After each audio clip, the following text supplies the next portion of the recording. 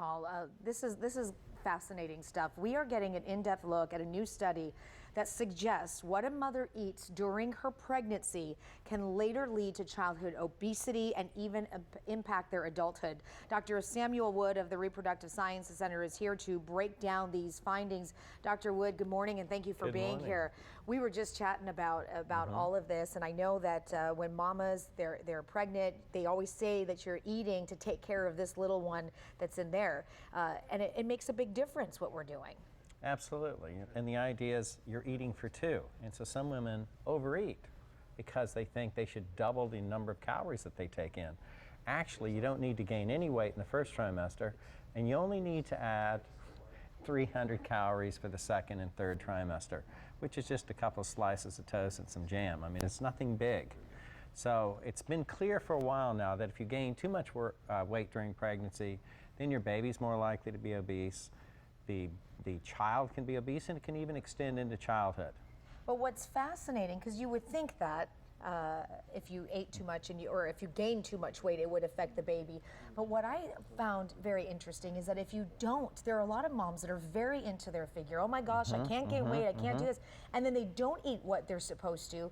They're practically starving their baby, right? What's fascinating is that the opposite is true as well. If you're a thin woman and you don't gain enough weight, you can also get an obese baby. How is that? Well, the idea is that the baby thinks, wow, this is like some sort of food scarce world I'm about to go into, and I better grab on to every bit of food I see because I may not get another meal tomorrow.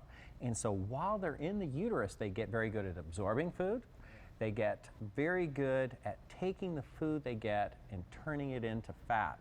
So it's important to gain enough weight, but not gain too much weight. Too much weight. It's like a balance. That's exactly right. So you brought some examples of what maybe moms could be, pregnant mothers could be eating right now, what some are maybe should be eating more of, and you're going to balance this out for us. So explain how this works. Well, what's fascinating to me is that some thin women, when they get pregnant, they say, okay, all bets are off. This is my chance to really go for it. And they gain 60 or 70 pounds, and they have breakfasts like this where they throw in many different items.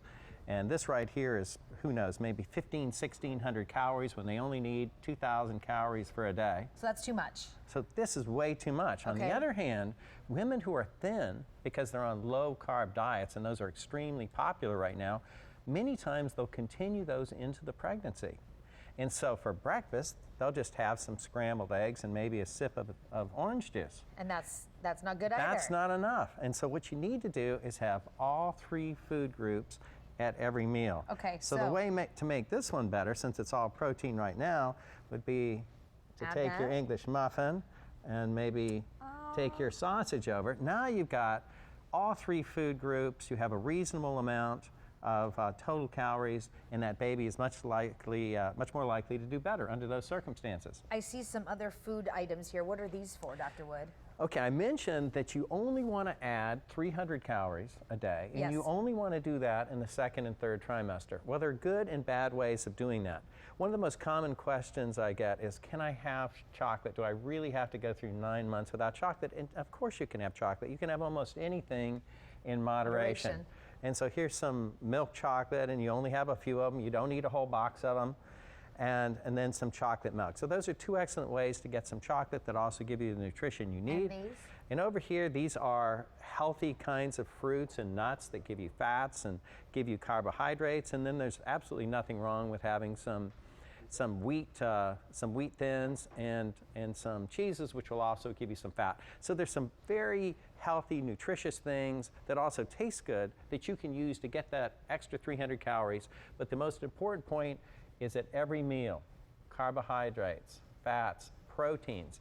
The body will take care of itself. If you're not sure you're doing the right thing, don't start counting calories. Just look at your scale. Every week you should be gaining an extra pound if you're normal weight. That makes sense, Dr. Wood. If it's more than that, you need to talk to a nutritionist and get your diet right. Get your diet right. Dr. Wood, always good to see you, always good information. If you want to get in touch with Dr. Wood, you can go to our website, foxeyesandiego.com, click the Scene On tab. He's located in La Jolla.